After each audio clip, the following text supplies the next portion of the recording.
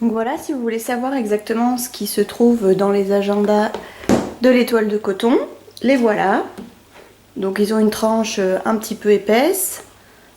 Ici donc on a des pages qui font 100 grammes par mètre carré, donc c'est une épaisseur de papier qui est assez résistante, qui vous permettra d'écrire et de colorier dessus sans que ça bave sur les autres pages. Et donc voilà comment ça se présente. Alors, donc ici le sommaire. Une petite explication de comment l'utiliser, donc pour les calendriers, pour les pages hebdomadaires. Des calendriers où on peut surligner, donc par exemple on peut surligner tous les week-ends et puis mettre le code couleur ici puis marquer week-end. Ou alors les déplacements avec une autre couleur et marquer déplacement, ou une autre couleur encore et puis on met vacances par exemple. Donc pour 2017, pour 2018 et pour 2019, parce que ces agendas ne sont pas datés. Des idées de destination vacances, des anniversaires à fêter, les idées cadeaux, donc pour qui, qu'est-ce que c'est et où est-ce qu'on peut le trouver, donc soit le site internet, soit le magasin, des livres à lire, et ensuite ici, on se trouve avec le premier mois, où il faut donc écrire le nom du mois, et puis se mettre un petit proverbe ou une maxime, si on a envie.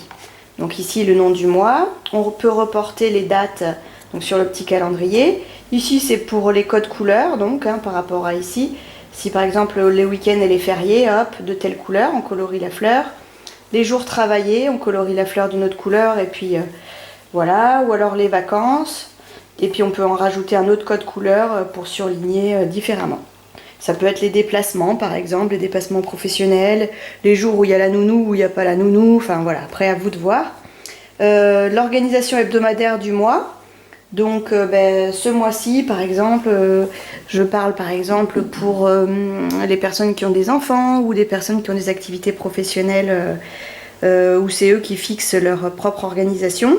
On peut se dire par exemple, tous les lundis matins, je couds, tous les mardis, je m'occupe je sais pas, de l'administratif, l'après-midi je fais autre chose, le soir encore autre chose.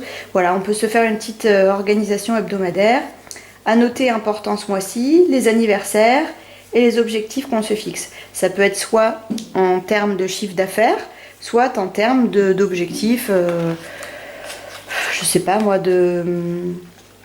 au niveau des tâches à effectuer, au niveau des objectifs personnels, pour le sport, pour le ménage, pour des objectifs qu'on se fixe personnellement. Donc le suivi de mes objectifs mensuels, donc pour le mois en question, on écrit le nom de la tâche et puis on colorie le nombre d'occurrences où on a réalisé cette tâche ou non. Voilà, donc il y a pas mal de... Ça peut être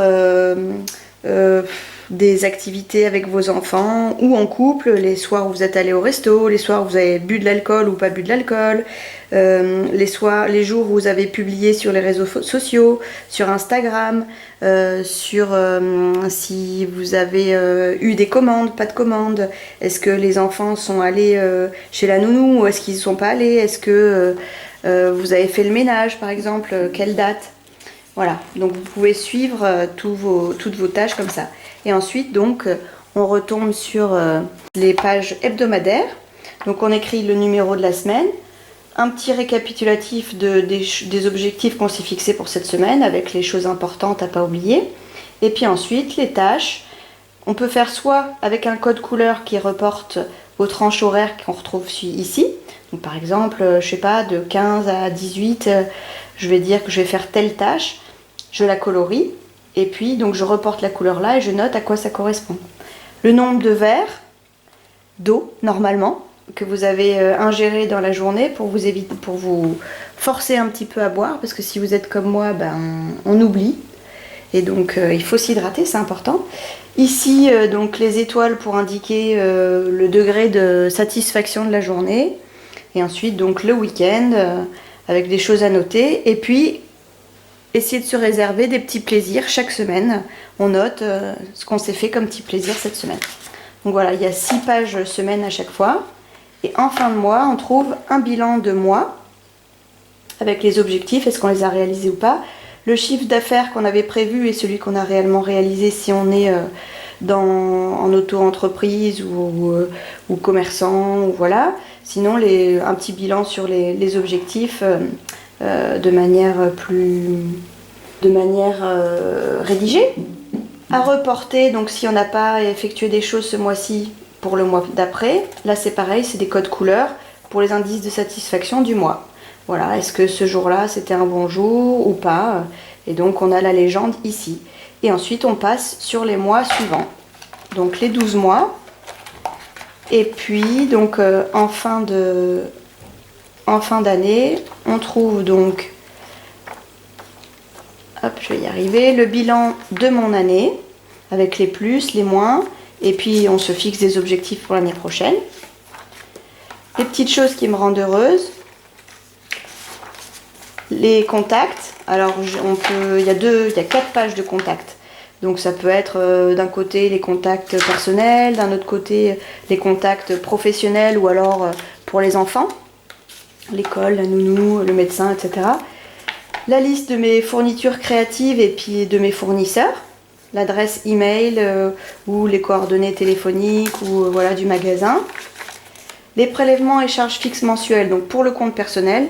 Et puis pour le compte, soit le compte commun, si on a un compte commun avec son compagnon ou sa compagne, soit le compte professionnel.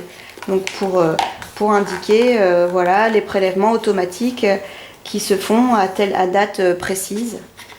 Voilà. Et puis des notes. Voilà, j'espère que ces agendas vont vous plaire.